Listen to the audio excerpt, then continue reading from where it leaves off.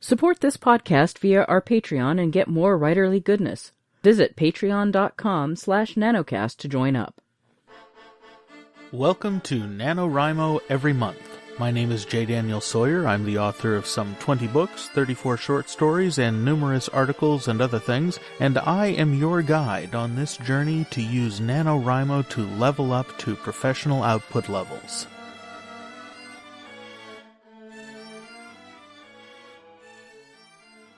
Let me ask you something. How would you answer the question, what business is the McDonald's Corporation in? If you answered the food business, the restaurant business, the fast food business, anything like that, you're wrong. McDonald's is not in the food business. McDonald's is in the real estate business. The food business is simply a gimmick to enable the real estate business. Here's how it works. McDonald's Corporation buys the property upon which the restaurants are built. They build the restaurant as a loss leader for the franchisee. The franchisee then leases the building from McDonald's and buys the supplies for the business from McDonald's. McDonald's makes very little profit on the food. Most of that goes to the franchisee. McDonald's makes their profit on the real estate. Real estate is their core competency. Everything else in their business is done in service to maximizing the profits on the real estate. And they do that by making the franchises as attractive as possible as business investments to small business people, aspiring entrepreneurs, that sort of thing. But McDonald's Corporation is all about real estate. As a writer, you are not fundamentally in the entertainment business. In the same way that McDonald's is in the real estate business, you're in the intellectual property business, which works very like the real estate business. And if you're coming into this life from having had a full-time job, from having been an employee for really any length of time, you're in for a couple difficult adjustments. The first is that if you're indie publishing, you're a business from day one.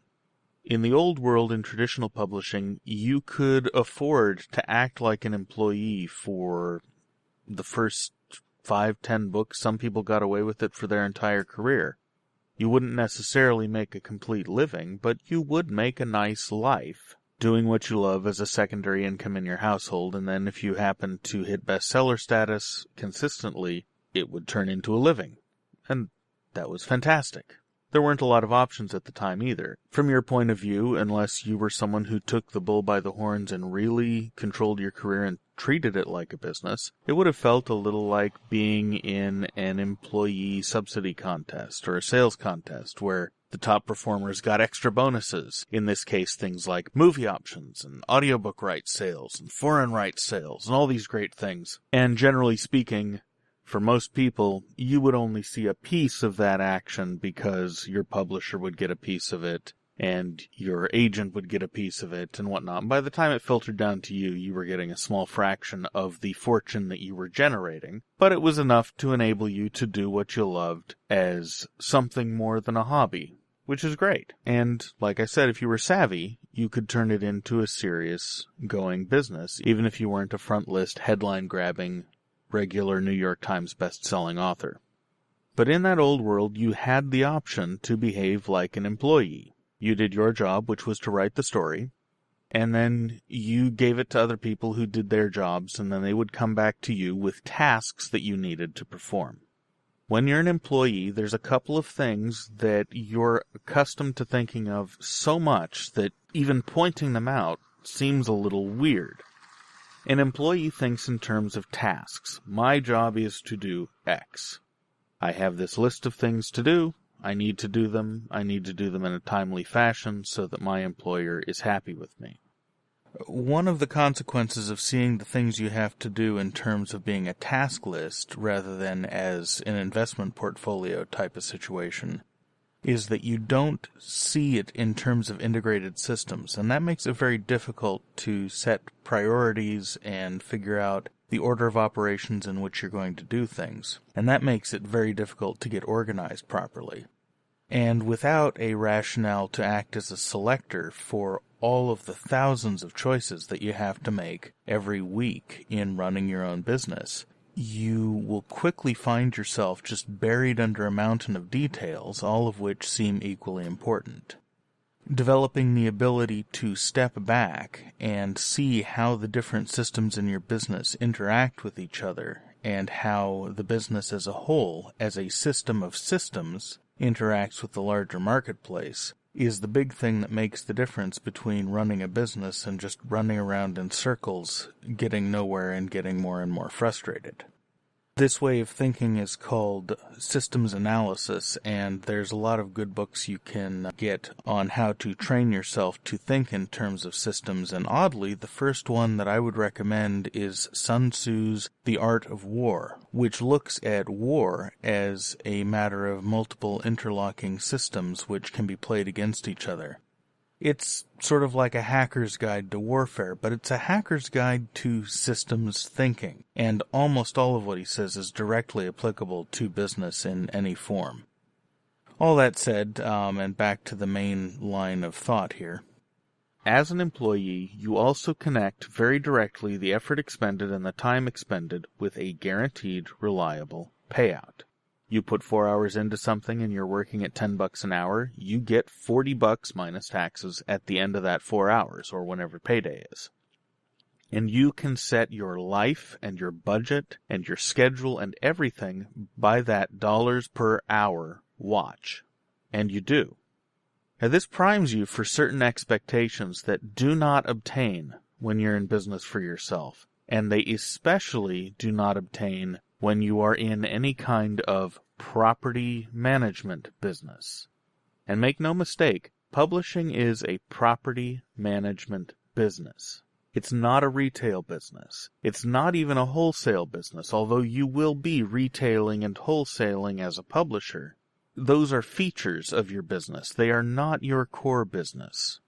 Your core business is managing intellectual properties that you happen to be generating. It's as if you're a real estate developer and you're building houses and renting them out. Except in this case, you can infinitely subdivide any of these properties without planning permission and sell off or rent out any of the various rights that you can imagine creating. I sat down once with a friend and tried to work out how many different fungible rights exist on a single short story. And writing in 12-point font, we ran out of time at 4.5 pages. We didn't run out of rights. We could have gone on forever because it is literally limited only by your creativity. And that's how copyright works. When you produce a story, you own the story, you own the characters, and you own derivatives that can be made of it, audiobooks and movies and television series and dramatic adaptations for community theater, for Broadway musical productions, for video games, for board games, for role-playing games, and on and on and on and on. Most writers only ever worry about the ebooks. Ebooks are a small part of this pie. Now, some of it does propound. It's what economists call the Matthew effect, after the Bible verse in Matthew that says, whoever has will be given more.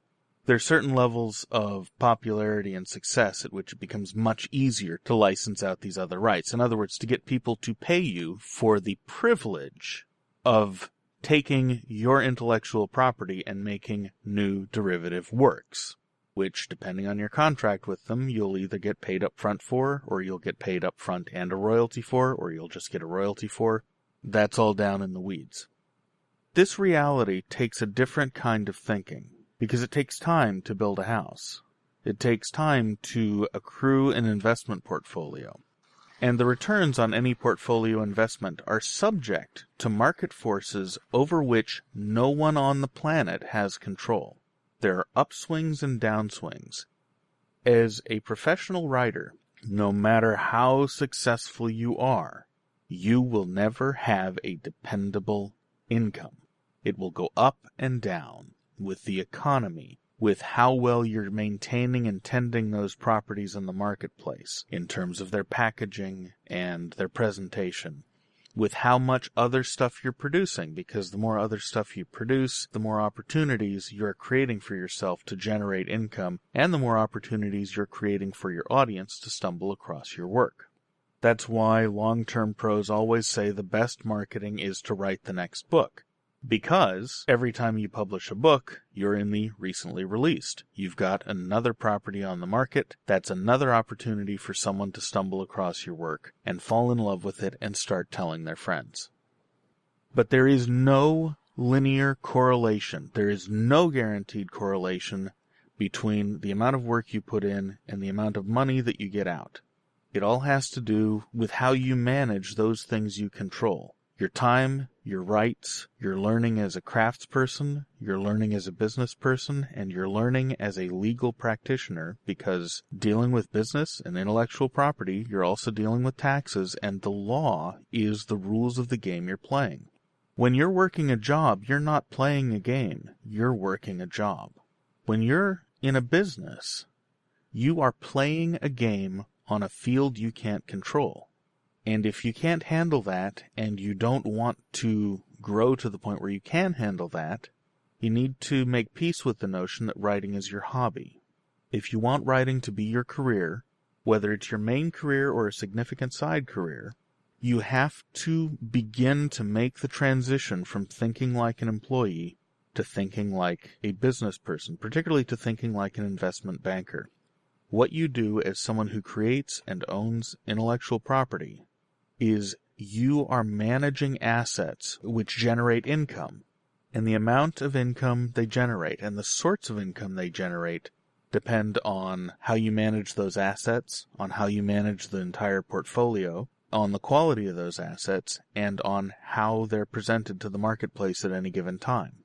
It also depends on a whole slew of factors you have no hope of controlling. This is one of the reasons that when long-term professional writers talk about goal setting, they talk about the books they want to do, the markets they want to move into, and things like this. They don't talk about, generally, the income they want to make, because they understand that the income is not under their control. How much of their income they keep, as opposed to paying in taxes and that sort of thing, that is under their control. That depends a lot on your understanding of tax law, corporate law, intellectual property law, all sorts of stuff like that. Which brings us to the sort of thing you're selling when you're selling intellectual property. When it comes to the sort of business you're in terms of your relationship to the audience, you're not in a widget business. In widget businesses, you have fixed cost per unit, which can scale up or down depending on the volume you're doing. Then you have the retail price you sell for, and then you've got the portion of that retail price you take as a producer after the middlemen take their cut. And no matter what that widget is, that widget has a value proposition to the customer. Whether you're talking about a luxury car or a ratchet screwdriver, you make your sale based at least partly on the utility proposition. You say to your customer, buy this and it will make your life better in X way. Entertainment is not like that. Entertainment is a lot more like restaurants. Everybody needs entertainment. Everybody needs food. But restaurants do not sell food based on the value proposition. Anything you get off a restaurant menu costs somewhere between 4 and 10 times what it would cost you to make the exact same dish at home. And when it comes to cooking, anyone with a serious interest can become a very good chef over the course of a couple to 10 years of serious study of food. What restaurants are selling is not the value proposition. What restaurants are selling is pleasure. And that's exactly what you're selling. You're selling experiences. You're selling memories. You're selling pleasure. Whether that pleasure is an erotic pleasure because you're doing erotica, whether it's a warm and fuzzy pleasure like you get out of a satisfying romance with a happy ending, whether it's a gung-ho raucous pleasure like you get out of an adventure story, whether it's a cathartic or intellectual pleasure like you'd get out of a horror story or a dystopian thriller. What you're selling is experience and pleasure. And that means you can't market based on a value proposition. What you're doing is you have to market based on taste. And for that, you look at places like the music industry and the food industry. The entertainment business has been in existence for as long as we've got historical records, but in its current forms, where there's been mass advertising and whatnot, that goes back about 150 years. And whether you're talking about television, or film, or music, or books, or theater, the only dependable marketing works based on samples. People try a bit of this thing you're selling and see if it fits their taste, just the same way that food companies set up sample stations in grocery stores to pilot their new products. Taste rules. And as someone who writes stories, you're looking for audience members who have the taste for what you do. It's a statistical certainty that your taste will match up with someone else's taste out there, because there are 7 billion people in the world, and over the next 10 years, they're all going to be online. Currently, about 3 billion people are online. But 10 years from now, all of them are going to be online, and most of them are going to be speaking English, at least as a trade language, which is, by the way, why audiobooks are important and international audiobooks are important, because people who don't speak English well will frequently grab audiobooks to help them learn, and it's much easier for them to enjoy the story in an audiobook than in a printed book. But that's a little side implication of this whole talk. Sampling works in any number of ways. You can do it via podcast, like I'm prone to doing. You can sell your short stories to anthologies and magazines and get paid to advertise, because someone is paying you for the rights that you're licensing out, and then as a result of licensing out those rights, they are putting your material in front of their audience, and some people in that audience will probably like what you're doing and go look for your other stuff. And the more they see it, the more they'll look for it. You can put up free short stories on your websites. You can release entire books into the Creative Commons. There are so many ways to provide samples, and all good marketing ultimately is going to rely on a sample of your work. Whether that's the entire approach or whether you're doing advertising that is designed to lead people to a sample in order to induce them to buy. And that's what all good packaging is, too. Retail packaging for your product is about getting people interested enough to download the sample. Sometimes it'll get them interested enough to just buy the book, but if it at least gets them to the sample, then you've got a fighting chance to grab some space on their bookshelf. The potential for exploitation of your intellectual property is literally endless. You can subdivide it up any way you want. You can keep subdividing it up until 70 years after you die. As long as you don't sell all rights, as long as you don't license something for the length of copyright, with the one exception of the 35-year rule. You can keep spinning and adapting your stories to new mediums, or getting other people to pay you for the privilege of doing it, for 70 years after you die. It's limited only by your creativity. Coming back down to the issue of money, the investment nature of this business is why it is very destructive to your development as a writer to be thinking about your writing in terms of the income you're going to make in the next 5 years. It's good to have a 5-year plan for going to market, for what you're going to do with your business, but basing your definition of success or failure on what happens in the first 5 years or 10 years or 15 years of your career is a recipe for dispiritment and inducing you to quit. This is not a gold rush anymore. It is very unlikely that your first book, or 5 books, or 10 books will get any serious attention. But somewhere along the way, as you develop as a writer, as you get more comfortable moving around in the marketing space, as you get enough properties up that it's worth investing the time to learn how to do that, you're going to start catching readers, and they are going to start going back through your whole catalog and reading everything of yours that looks interesting to them. And that's when you get the Matthew effect kicking in for you. It might happen early, it might happen late, it might, honestly, happen after you die. Though if you're on top of your business, that's unlikely. It's still possible. But buying into things like KDP Select or selling out to all rights deals for the length of copyright and things like that come from a fundamental misunderstanding of the business you're in. That's short-term thinking. What you want to be doing is training yourself to think about assets and passive income in a long-term way. When you look at the short story you just wrote, it's not about how much money you're going to make off it this year. It's about how much money you're going to make off it for the rest of your life plus 70 years. That's the ultimate potential value of that short story. And that's just one short story.